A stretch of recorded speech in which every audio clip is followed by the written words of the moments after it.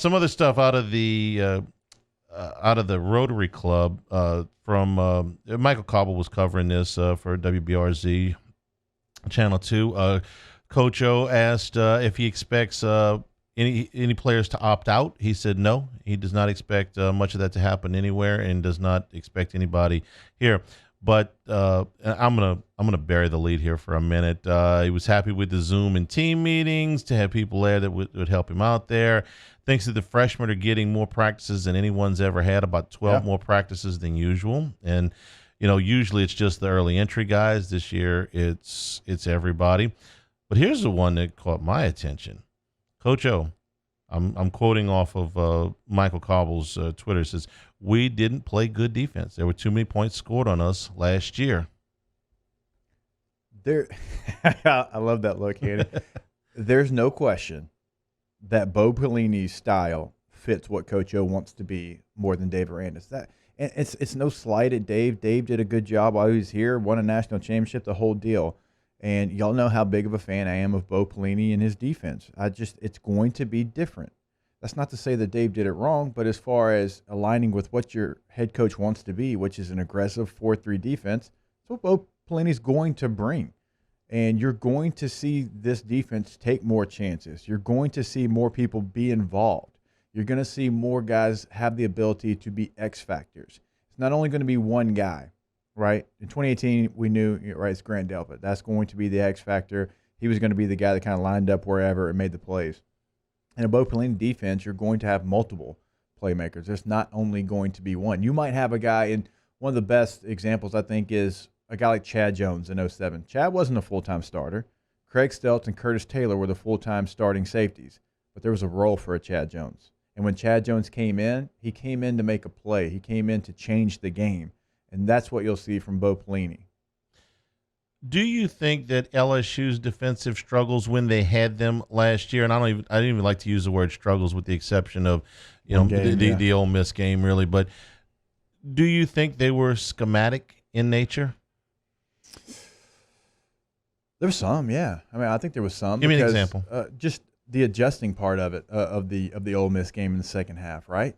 Like, you've got to be able to adjust on the fly, and when you weren't able to do that, they were up 31-7. There was a certain amount of letdown factor coming off Alabama. For sure, some of that. But also, when you go back and you watch the eye in the sky, you watch the end zone copy, it's like, wait, where was the support? Why was this safety in this position? Why was he not? But isn't that execution and not schematics? Well, also, but the position of it, especially in college football, is you're lining these guys up, right? Okay. You're talking about the safety playing at this depth opposed to that depth. And look, we're picking hairs here. I mean, I thought the defense was fine. I thought that got blown out of proportion. But, there was moments in that game where you would have liked to seen some adjustments. I thought that schematically Aranda was pretty solid. Now, if your take is that you've got a better shot at getting more defensive linemen that fit what Pelini does, that it's very hard to find a Tyler Shelvin type to anchor the defensive middle on the nose. Okay, no problem with that. And I think you can win with either scheme. But I'm not going to play revisionist history here after 4 years of saying how good Dave Aranda was to say that, well, you know what, the defense wasn't very good last year. I don't know that's fair. If you want to say they played poorly in the second half of the Ole Miss game, I'm not going to dispute that. That's not even disputable. But did I think that was a bad defense last year overall? I did not. I thought when they kicked up the intensity and they really had to play in the playoffs against Alabama, they made the plays that they needed to make. And they were more aggressive after that too, which was something that they were calling for. Because if you remember earlier in the season, they weren't an aggressive defense as far as what they were doing. They were playing a ton of quarters coverage. And quarters coverage is, to me, and Flynn and I have broken this down so many times, it's a coverage to sit there and not allow you to give up a ton of points or a ton of yards at one time, not the big plays. You're keeping everything in front of you, but it allows teams to have long drives against you. It allows teams to, kind of have a softer defense to be able to pick apart here and there. And they did get more aggressive after that Ole Miss game. But when you look at the styles, this is what Coach O wants. He wants an aggressive defense from the first snap of the first game and not the latter part of the season because you're having to adjust to happen. Again, this is I hope this isn't coming across as an attack on Dave Aranda, because there was things that defensive staff did that absolutely worked.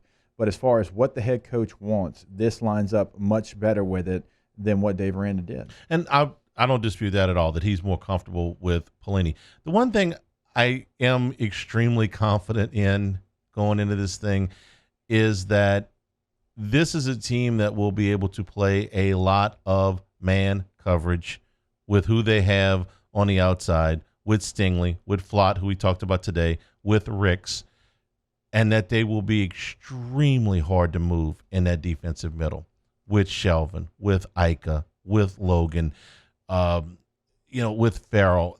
They've got, and that's before you even get to the freshmen.